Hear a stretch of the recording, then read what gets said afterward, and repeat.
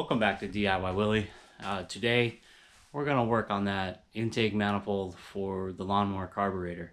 The new carburetor will not adapt easily to the existing intake manifold on the lawnmower, so we'll have to make something different. Also, we've got to space it off a little bit. It'll just look better. So I got some material here. I got a 90-degree electrical conduit. I've got some flat bar I'm going to cut the flange material from. And with that said, hey, let's get going. So here I have one of the flange pieces or adapters for the seal on the carburetor. I want to lay it out here on this piece of flat bar. This is, I think, 2 by 1/8 maybe, or 2 by 3/16 flat bar. There we go. I'm gonna lay them out like this.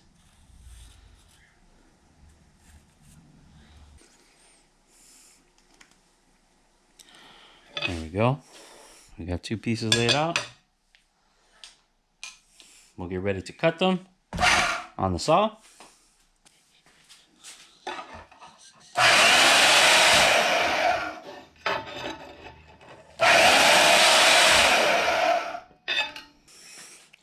So here we have the rough cut of the flanges. This one here is for the carburetor, and this one is set to work on the engine. So this will be something along the lines of that. And I'll have my 90 piece of electrical conduit that I've got to cut down and still try to keep them square. And the flanges will be like this. I hope it doesn't stick out too far.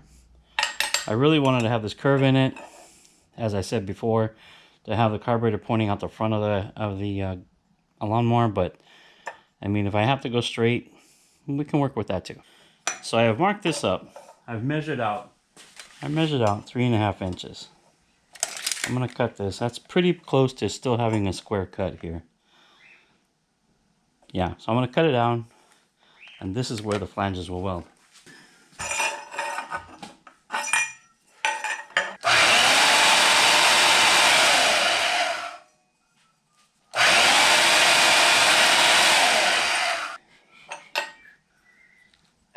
It'll be like this. I think that's gonna look really cool. Yep, I like it. Now it's just a matter of cleaning things up and test fitting it on the lawnmower and tacking it together and then welding it up 100%. So I've got the piece cut. I'm taking the time to kind of go inside and clean out any shavings, kind of rough up the area and make sure the outside is smooth. Get it good and clean for the weld. You want the weld as clean as possible for the good penetration and no slag. We don't want holes, pinholes in our weld. You want it to be a good weld, good airtight weld.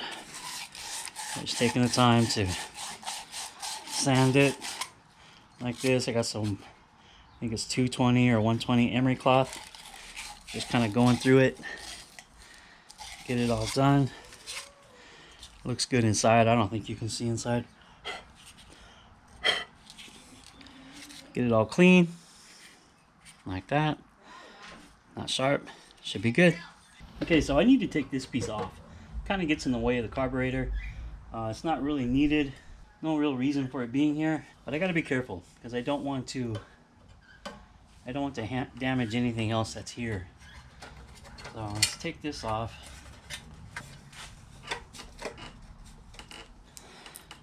Take the shroud off. Oh, oil.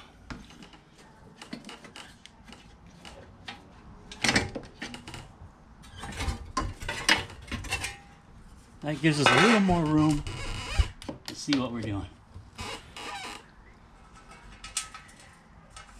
So I need to cut this back, and I gotta be really careful.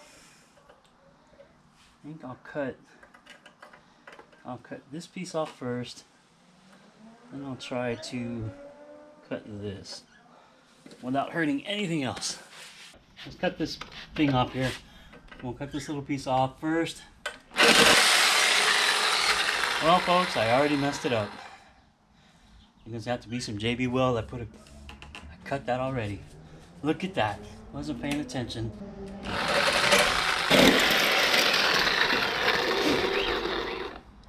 Okay, so I'm gonna put the flange on here.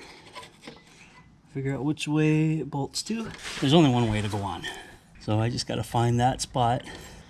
Yeah, that looks about right. Okay, flange is on there. Okay, see if we can get it kind of tacked in place.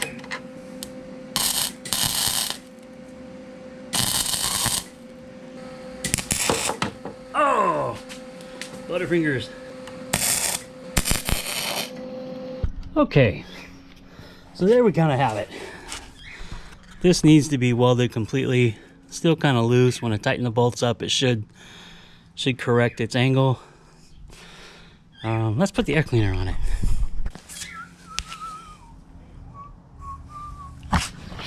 I gotta say that looks amazing. I really like it. I hope it functions the way I expect it to. Of course, I've got to weld it 100%. I did cause some damage to the actual intake. I guess it's not metal, it's more of a nylon plastic type piece. I'm gonna see if I can't just JB weld it. And yeah, I think it looks really cool. I needed this setup on here like this so that I could measure for the throttle cable. And now that I have the throttle cable, or I have it mounted, I can go ahead and get that measurement and get the throttle cable on order. But yeah, I really like it. Really like it. Should be quite aggressive. Match that with the exhaust I'm gonna put on it. I think it's gonna look really cool. And I hope it works. I hope the engine's got enough vacuum in it to pull through that carburetor. Right there, you can kind of see where I messed up the intake manifold. It's plastic. It's not metal at all like I thought. I thought it was aluminum. And the salsa bleed went right through it. That's all right. I'll clean it up, sand it, and try to patch it up with maybe some JB weld or something. That way I can fix it. Anyway, it looks good. Tacks are ugly. I was tracking with one hand. It all should still work perfectly. All right, on to the next. Okay, let's see if we can get some of this welded up.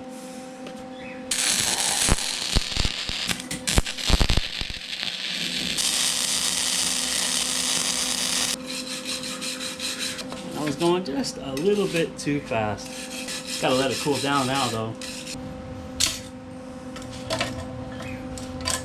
You can really see that galvanizing. See that white spot?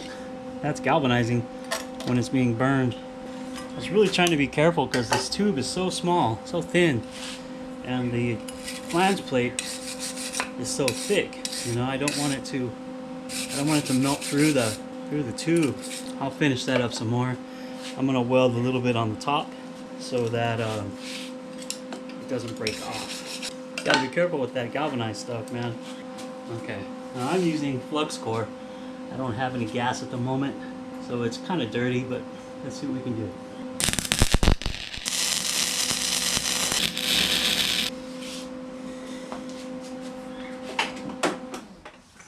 Here we have it.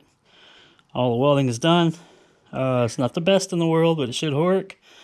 I need to clean it up, make sure it's got no pinholes, see if I can find a way to air test it. Maybe, I don't know, or water test it.